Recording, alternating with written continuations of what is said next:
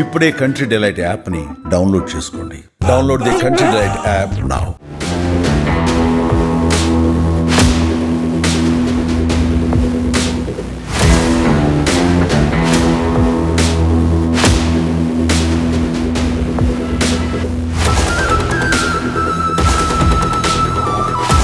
ఒక ఆకతాయి చేసిన పనికి విజయవాడ పోలీసులంతా కూడా బేసిన్ రోడ్డు మొత్తాన్ని జల్లెడ పట్టారు. విజయవాడ బేసిన్ రోడ్డుకి బాంబు బెదిరింపు కాల్ వచ్చింది 100 నెంబర్కి. సో ఈ నేపథ్యంలో రిస్క్ తీసుకోవడం ఎందుకని మొత్తం పోలీసులంతా కూడా బాంబు స్క్వాడ్ అలాగే స్నిప్పర్ డాగ్స్తో మొత్తం బేసిన్ రోడ్ అంతా జల్లెడ పట్టారు. బేసిన్ రోడ్డే కాదు రైల్వే స్టేషన్ కూడా మొత్తం అణు గాలిస్తున్న పరిస్థితి. ప్రస్తుతానికైతే బేసిన్ రోడ్ మొత్తాన్ని కూడా క్షుణ్ణంగా షాపులన్నింటినీ కూడా పూర్తిగా క్లోజ్ చేయించి జనాలని లేకుండా పూర్తిగా బేసిన్ రోడ్ మొత్తాన్ని కూడా జల్లెడ పట్టారు. బైకుల దగ్గర నుంచి మొదలు పెట్టుకుని షాపుల వరకు క్షుణ్ణంగా తనిఖీ చేసిన అనంతరం బేసిన్ రోడ్లో ఎటువంటి బాంబు లేదని డిక్లేర్ చేసిన అనంతరం ఇప్పుడు రైల్వే స్టేషన్కి వచ్చారు. రైల్వే స్టేషన్లో కూడా తనిఖీలు చేస్తున్న పరిస్థితి కనబడుతుంది. ప్రస్తుతం ఏసీపీ ప్రేమ్ కుమార్ గారు. సార్ నమస్తే. బాంబు బెదిరింపు కాల్ వచ్చిందన్నారు, అంటే అన్నోన్ నెంబర్ నుంచి వచ్చిందా సార్, లేకపోతే అది వాంటెడ్ ఎవరిని చేశారా? అన్నోన్ నెంబర్ నుంచి వచ్చిందండి. మాకు మార్నింగ్ అవర్స్లో వచ్చింది. వచ్చిన వెంటనే మా సిపి గారు, మా డీసీపీ మేడం సరిత మేడం గారు, అదే రీతిగా మా సిఎస్డబ్ల్యూ డీసీపీ గారు ప్రసాద్ సారు మాకు వెంటనే చెప్పారు. చెప్పిన వెంటనే మేము కూడా మా టీమ్స్ తీసుకొని ఇమీడియట్గా రష్ అయ్యి మన ఆ ప్లేస్కి వెళ్ళాం. బీసెంట్ రోడ్ అంతా కూడా ఒక 5 టీమ్స్ వచ్చాం. 5 టీమ్స్ వచ్చి ఆ 5 డాగ్స్ తోటి వచ్చాము. స్టార్టింగ్ నుంచి ఎండి వరకు ఆ రోడ్ అంతా కూడా థరోగా చెక్ చేసాం. కానీ ఎక్కడ కూడా మాకు బాంబు అని ట్రేస్ అవుట్ కాలేదు. ఇంకా చేస్తూనే ఉన్నారు మా వాళ్ళు. మళ్ళీ అప్పటి నుంచి మళ్ళీ ఇటు వచ్చాము. మేము ఏమని కాల్ చేశారు సార్? మేము బీసెంట్ రోడ్లో బాంబు పెట్టాము అనేసి మా కంట్రోల్ రూమ్కి ఫోన్ వచ్చింది. బాంబు పెట్టామని వచ్చిందా లేదా బాంబు ఉందని పెట్టామని చెప్పారు. బాంబు ఉంది పెట్టాము అని చెప్పేసి పెట్టారు. కాబట్టి అందుకే మేము ఇమీడియట్గా రష్ అయిపోయాం. అక్కడి నుంచి రష్ అయిపోయి 5 టీమ్స్గా డివైడ్ అయిపోయి మొత్తం కూడా స్టార్టింగ్ నుంచి ఎండింగ్ వరకు పూర్తిగా చెక్ చేసాం. ఆ టైంలో ఎవరు పబ్లిక్ కూడా ఎవరు లేరు. అన్ని షాప్స్ అన్ని క్లోజ్ చేస్తున్నాయి. ఎర్లీ అవర్స్లో కాబట్టి అన్ని క్లోజ్ చేస్తున్నాయి. కాబట్టి మొత్తం చెక్ చేసాం కానీ ఎక్కడ కూడా బాంబు అనేది కనిపించలేదు మాకు. ఆకతాయి చేసిన పనిగా భావించాలా, లేకపోతే మీ ఎంక్వైరీలు ఏం తెలియంది?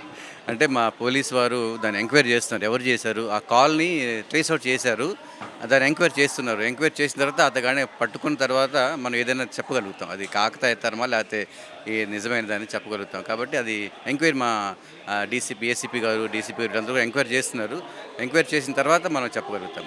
కాల్ వచ్చిందన్నారు, అంటే అది ఏ ఏరియా నుంచి అనేది లొకేట్ అయి ఉంటుంది కదా సార్, అతని పేరుగానే ఏమన్నా తెలిసిందా? యాక్చువల్గా కాలు ఈ ట్రైన్లో వెళ్తూను ఎక్కడ మనం చేసినట్టున్నాడు. అతను విజయవాడ నుంచి వైజాగ్ అని చెప్తున్నాడు. అది కాల్ వచ్చిందన్నారు. వైజాగ్లో పెట్టామో విజయవాడలో పెట్టామని చెప్తున్నారు. అది ఎంతవరకు నిజం అనేది ముందు మనమైతే ఇక్కడ చెక్ చేసాము. ఇక్కడైతే ఏం లేదు.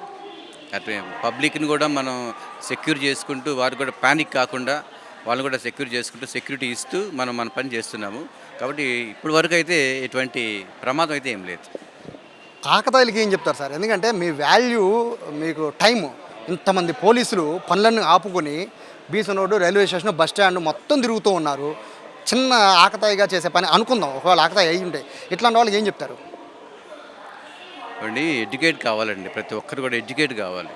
అంటే దేశం అంటే భక్తి, దేశ ప్రజలనే భక్తి, గౌరవము ఇవి మనకి రావాలి. ఒక యాజ్ ఏ పబ్లిక్గా, యాజ్ ఏ హ్యూమన్ బీయింగ్గా హ్యూమన్ వాల్యూస్ పెరగాలి మనకి. ఆ వాల్యూస్ పెరిగినప్పుడు మనిషి జీవితం అంటే మనిషి అంటే ఏంటి మనకు అర్థమవుతుంది. అలాంటి అర్థమయ్యే రీతిలో మనం కూడా ప్రతి ఒక్కరి విషయంలో కూడా ఎడ్యుకేట్ చేయాలి.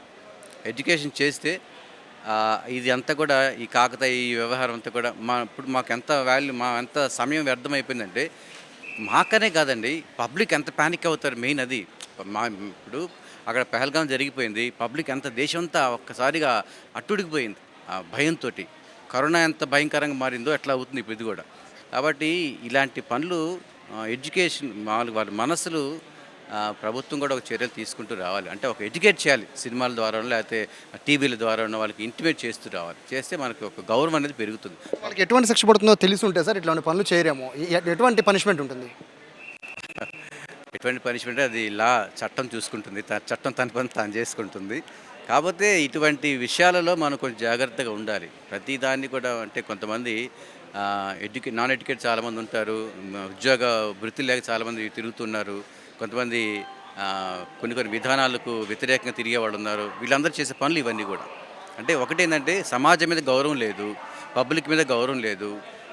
ఇలాంటి వారు ఇవన్నీ కూడా చేస్తున్నారు. కాబట్టి వాళ్ళని మనం కంట్రోల్ చేసుకుంటూ తరుగా వాళ్ళందరినీ కూడా ఒక సిస్టమేటిక్గా తీసుకురావాల్సిన అవసరం ఎంతైనా ఉంది. ఇప్పుడు ఎక్కడ బేసిన్ రోడ్ అయిపోయింది సార్ రైల్వే స్టేషన్. సో ఇంకా అంటే ఇక్కడ రైల్వే స్టేషన్కి ఎందుకు వచ్చారు సార్, రీజన్ ఏమైనా ఉందా? రైల్వే స్టేషన్ కూడా మనం త్వరగా చెక్ చేస్తున్నాం. ఒకవేళ ఇక్కడ నుంచి చెప్పారు కాబట్టి ఇక్కడ ఇది కూడా మేము చెక్ చేస్తున్నాం. ఇప్పుడు ఇంకా స్టార్ట్ చేసాము. ఈ 1 ప్లాట్ఫామ్ అయిపోయింది, ఒకసారి చెక్ చేసాము ఆల్రెడీ, మళ్ళీ సెకండ్ టైం మళ్ళీ చెక్ చేస్తున్నాము. ఇక్కడ కూడా ఏమీ కనిపించలేదు మాకు ఏది కూడా. అది అసలుకైతే 5 టీములు తిరుగుతున్నాయి. చూడొచ్చు, ఒకటి కాదు ఇద్దరు కాదు 5 టీములు తిరుగుతున్నాయంటే ఎంతమంది పోలీసులు ఇక్కడ ఎఫర్ట్స్ పెట్టుంటారు చూడొచ్చు. మొత్తం అంతా రైల్వే స్టేషన్లో ప్రతిదీ కూడా తనిఖీ చేస్తున్నారు. బేసిన్ రోడ్ అయిపోయింది, బస్ స్టాండ్ కూడా వెళ్తుంటారా. ఒక ఆకతాయి చేసిన పని, అది కూడా విజయవాడ రైల్వే స్టేషన్ నుంచి ఒక కాల్ వచ్చినట్టుగా కూడా ఎంక్వైరీ తెలుస్తుందని చెప్తున్నారు. అతను పట్టుకోవడానికి కోసం ప్రస్తుతం పోలీసులు అయితే ప్రయత్నిస్తున్న పరిస్థితి కనబడుతోంది.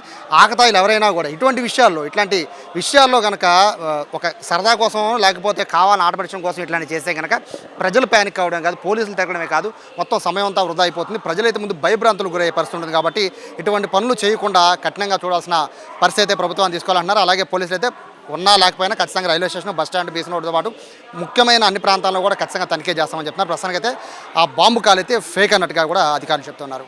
కెమెరా పర్సన్ కృష్ణతో సాయి, సుమన్ టీవీ, విజయవాడ నుంచి.